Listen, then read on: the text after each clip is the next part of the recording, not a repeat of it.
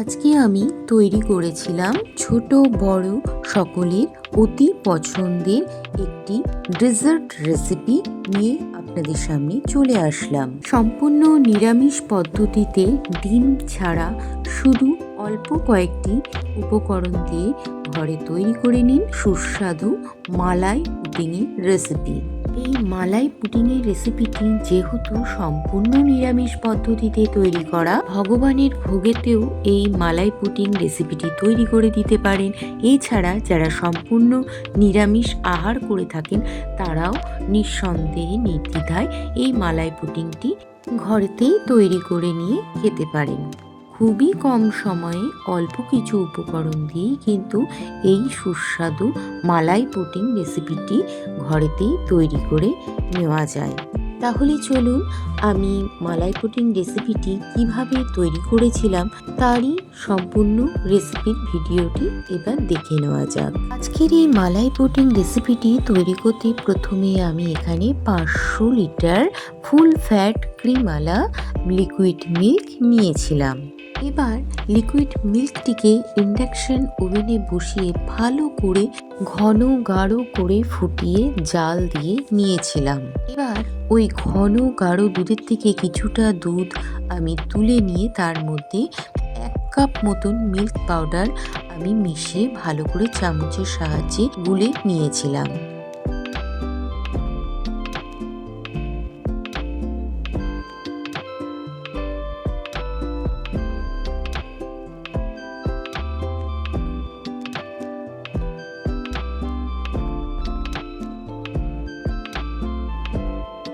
গুঁড়ো দুধটিকে ভালো করে গুলে নেবার পর এবার ফুটতে থাকা ঘন দুধটির মধ্যে আমি ওই গুলে রাখা মিল্ক পাউডারের দুধটিকে ঢেলে দিয়ে মিশিয়ে নিয়েছিলাম। অপরদিকে পুডিংটিকে জমাবার জন্য এখানে আমি কর্নফ্লাওয়ার পাউডার আর কাস্টার্ড পাউডার এই দুটি পাউডারকে আমি আজকে পুডিং তৈরি করতে নিয়েছিলাম। এছাড়া আপনারা চাইলে এখানে আগার আগার পাউডারটিও ব্যবহার করতে পারেন। আমার কাছে আগার আগার পাউডার ছিল না, ঘরেতে যা ছিল আমি সেটা দিয়েই তৈরি করেছিলাম আজকের এই পুডিং রেসিপিটিকে। দেখুন আমি এখানে কাস্টার্ড পাউডার এবং কর্নফ্লাওয়ার পাউডার দুটোকেই আলাদাভাবে নিয়ে নিয়েছি। এবার ফুটতে থাকা এই ঘন দুধটির মধ্যে আমি বড় চামচের 5 চামচ মতন চিনি এই দুধটির মধ্যে ঢেলে দিয়েছিলাম। দুধের মধ্যে চিনিটাকে ঢেলে দেওয়ার পর আমি চামচের সাহায্যে ভালো করে মিশিয়ে ফুটতে দিয়েছিলাম। এই ঘন দুধটির থেকে আমি খানিকটা দুধ আগের থেকেই তুলে রেখেছিলাম এবং সেই দুধটি ঠান্ডা করে নেবার পর আমি এর মধ্যে কাস্টার্ড পাউডার এবং কর্নফ্লাওয়ার পাউডার দুটোকে ঢেলে গুলে একটি সুন্দর মিশ্রণ তৈরি করে নিয়েছিলাম।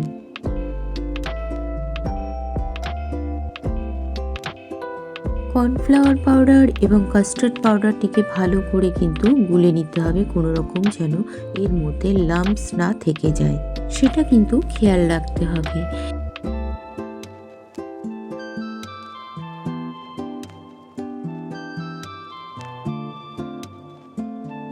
এবার গুলে নেওয়া কাস্টার্ড এবং কর্নফ্লাওয়ার পাউডারের মিশ্রণটিকে আমি এই ফুটতে থাকা দুধের মধ্যে ঢেলে দিয়েছিলাম। কাস্টার্ড পাউডার এবং কর্নফ্লাওয়ার পাউডার দুটিকে আমি আমার আন্দাজ মতন নিয়েছিলাম। আপনারা যখন ঘরেতে পুডিং রেসিপিটিকে তৈরি করবেন তখন আপনাদের আন্দাজ অনুপাতে আপনারা এই কাস্টার্ড পাউডার এবং কর্নফ্লাওয়ার পাউডারটিকে পুডিং তৈরির মধ্যে ব্যবহার করবেন। দেখুন কথা বলতে বলতে আমার পুডিংয়ের কনসিস্টেন্সিটা কিন্তু ঘন হয়ে এসেছে।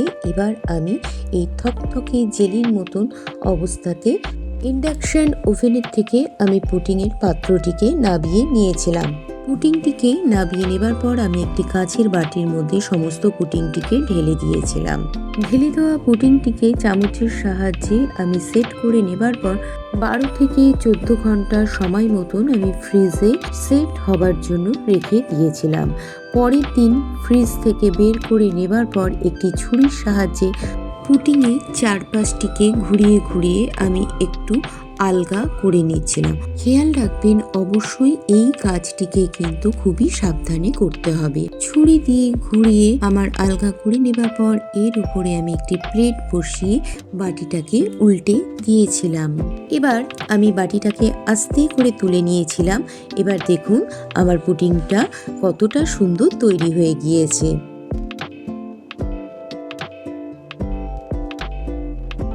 এবার এই পুডিংটিকে ডেকোরেশন করার জন্য আমি এর মধ্যে একটি বড় চামচের 1 চামচ পাউডার মিল্ক নিয়ে একটি ছাঁকনির সাহায্যে চারিপাশটিকে ঘুরিয়ে ঘুরিয়ে এভাবে ছড়িয়ে দিয়েছিলাম।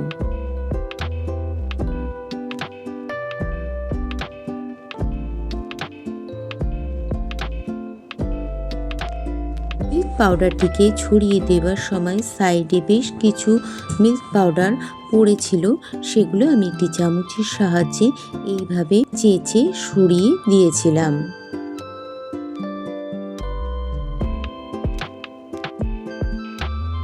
এবার পুডিংয়ে দেবার জন্য আমি বেশ কিছু পেস্তা বাদাম নিয়েছিলাম। পেস্তা বাদামগুলোকে ছাড়িয়ে নেবার পর এই পেস্তা বাদামগুলোকে একটু গুঁড়ো করে নিয়েছিলাম।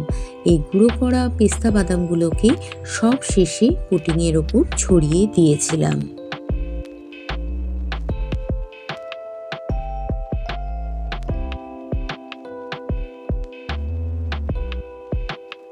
তাহলে পুডিং রেসিপিটি আমার তৈরি হয়ে গিয়েছিল এবং ডেকোরেশন করার কাজটিও কমপ্লিট হয়ে গিয়েছিল। এবার শুধু পুডিংটিকে কেটে দেখানোর পালা। কতটা সুন্দর হয়েছে আজকের এই মালাই পুডিংয়ের রেসিপিটি। চলুন এবার তাহলে পুডিংটিকে কেটে আপনাদেরকে দেখিয়ে দিই কতটা সুন্দর হয়েছে পুডিং রেসিপিটি। একেবারে পারফেক্ট হয়েছে এই আজকের মালাই পুডিং রেসিপিটি।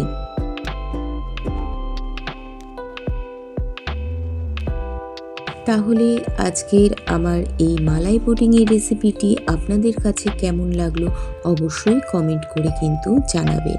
আর একটা কথা বলতে ভুলে গেছিলাম, আজকের এই মালাই পুডিং রেসিপিটি খেতে কিন্তু অসাধারণ হয়েছিল। আর এই দুর্দান্ত স্বাদের মালাই পুডিং রেসিপিটি আমার মেয়ের অনুরোধে আজকে আমি তৈরি করেছিলাম। এবার দেখুন কতটা সুন্দর হয়েছে এই পুডিং রেসিপিটি। একেবারে কিন্তু পারফেক্ট হয়েছে।